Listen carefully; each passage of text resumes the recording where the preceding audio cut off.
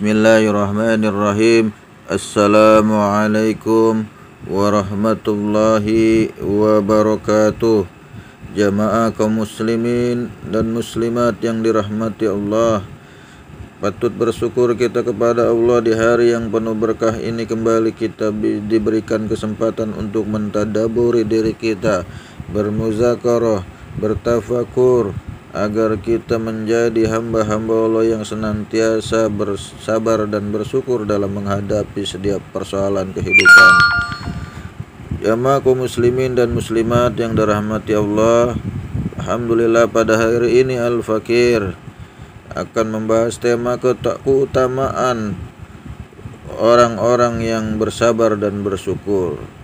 Bersyukur atas segala nikmat Allah merupakan kewajiban bagi setiap hamba yang beriman. Dalam surat Al-Baqarah ayat 152 Allah berfirman, A'udzu billahi minasyaitonir rajim. Bismillahirrahmanirrahim. Fazkuruni azkurkum washkuruli wala takfurun. Ingatlah kamu kepadaku, niscaya aku akan ingat kepadamu, dan bersyukurlah kepadaku, dan janganlah kamu kufur, ingkar kepadaku. Surat Al-Baqarah ayat 152. Dalam keadaan senang kita tidak hanya dituntut bersyukur agar mendapat nikmat lebih, namun juga bersabar. Sebagai contoh, seseorang yang telah mendapatkan jabatan tinggi di suatu tempat, maka selain bersyukur ia pun harus bersabar. Bersabar terhadap apa? Bersabar jika ada yang mengajak untuk bermaksiat, karena bersabar juga dapat diartikan menahan diri dari perbuatan maksiat. Begitu juga dalam menghadapi cobaan, kita pun harus bersabar serta bersyukur. Sebagaimana digambarkan dalam surat Az-Zumar ayat 10, Allah Subhanahu wa taala berfirman, Qul ya ibadiyalladzina amanu attaqu rabbakumul ladzi ahsanu fi hadhihi dunya hasanah wardullahi wasi'ah innama yuwaffas sabiruna ajrahum bighairi hisab. Sesungguhnya hanya orang-orang yang bersabar sajalah yang akan dipenuhi ganjaran mereka tanpa batas. Sebagaimana dalam surat Az-Zumar ayat 10 di atas yang dibacakan tadi, bahwa Allah akan mengganjar orang-orang yang bersabar tanpa batas. Apalagi jika seorang itu juga bersyukur, maka Allah akan tambahkan nikmatnya. Maka beruntunglah kita sebagai seorang muslim, karena Allah selalu memberi pahala kepada kita, baik dalam keadaan senang maupun susah. Jamaah kaum muslimin dan muslimat yang dirahmati Allah, itulah keutamaan orang-orang yang pandai bersyukur dan bersabar.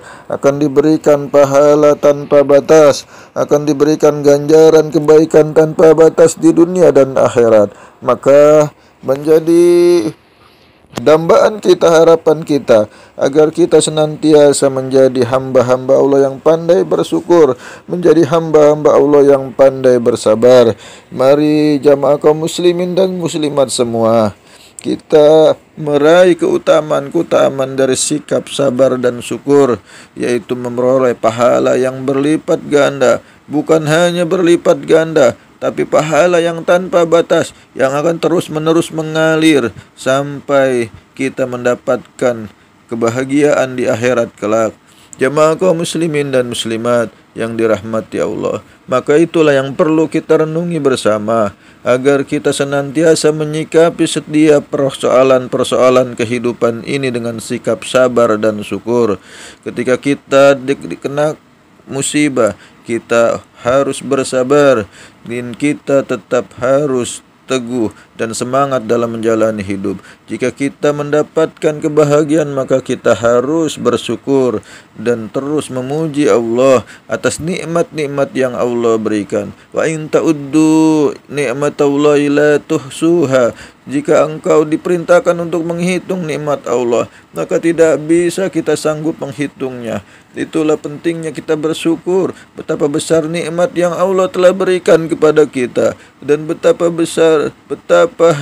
rahmat Allah memasuki relung-relung batin kita. Ketika kita ditimpa dengan musibah, Allah memberikan kekuatan kita dengan ketenangan, dengan keimanan. Itulah keutamaan orang-orang yang bersikap sabar dan syukur, yaitu mendapat ganjaran pahala tanpa batas dari Allah Subhanahu wa taala. Subhanallah, subhanaka Allahumma wa bihamdika, asyhadu an la ilaha illa anta, astaghfiruka wa atubu ilaik. Summa assalamu alaikum warahmatullahi wabarakatuh.